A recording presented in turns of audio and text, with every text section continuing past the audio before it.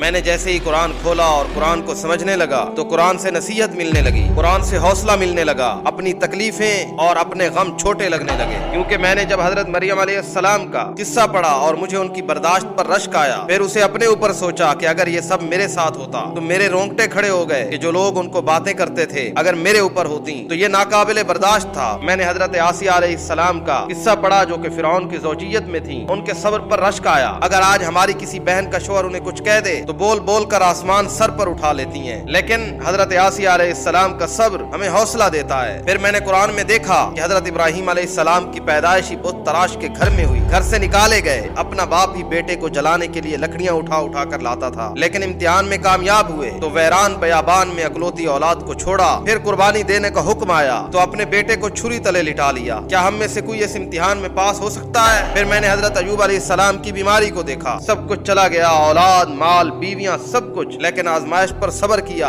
آج ہے کسی میں کوئی اتنا صبر؟ پھر میں نے حضرت یوسف علیہ السلام کو دیکھا کہ بچپن میں ان کے والد سے بھائیوں نے دور کر کے کنویں میں پھینکا، پھر غلام کے طور پر قیمت لگائی گئی، قید کاٹی لیکن صبر کیا، اور اس کال کوٹھڑی کے اندر بھی اپنے رب سے راضی رہے۔ کیا ہمارے اندر اتنی جرت ہے؟ کیا یہ ہم سب کچھ کر سکتے ہیں؟ پھر میں نے رسول اللہ صلی اللہ علیہ وسلم حضرت محمد الرسول اللہ کو دیکھا جنہوں نے یتیمی میں آنکھ کھولی، پھر ماں بھی چھوڑ گئیں، اور آزمائشوں سے زندگی بھری ہوئی تھی، اور آزمائشوں کے بیچ میں نبوت کے مقام تک پہنچے، جنگ پہ جنگ لڑی اور دشمنوں سے مسلسل آزمائش کی زندگی کو برداشت کیا۔ کیا آج ہم یہ سب کچھ برداشت کر سکتے ہیں؟ تو آپ کو کیا لگتا ہے کہ قرآن نے جو سب کچھ بیان کیا ہے یہ محض قصہ کہانیاں سنانے کے لیے کیا گیا؟ ہرگز نہیں۔ قرآن نے یہ مثالیں سنا کے، یہ سب کچھ سمجھا کے ہمیں بتایا ہے زندگی گرم صحرا کی تپتی دھوپ کی مانند ہے۔ ہمیں گرم ریت پر لیٹ کر سینے پر بھاری بھرکم پتھر اٹھا کر ہمیشہ یہ کہنا پڑے گا کہ میں اللہ پر یقین رکھتا ہوں، میں اللہ کی ہر رضا سے راضی ہوں، اور یاد رکھو کہ اللہ کی جنت اتنی سستی نہیں ہے کہ ایسے مل جائے۔ ہمیں ان انبیاء کی سنت پر چلنا ہوگا، صبر کے ساتھ آزمائشوں پر پورا اترنا ہوگا، کیونکہ اللہ کے قرآن نے کہا کہ وَلَنَبْلُوَنَّكُمْ بِشَيْءٍ مِّنَ الْخَوْفِ وَالْجُوعِ وَنَقْصٍ مِّنَ الْأَمْوَالِ وَالْأَنفُسِ وَالثَّمَرَاتِ وَبَشِّرِ الصَّابِرِينَ۔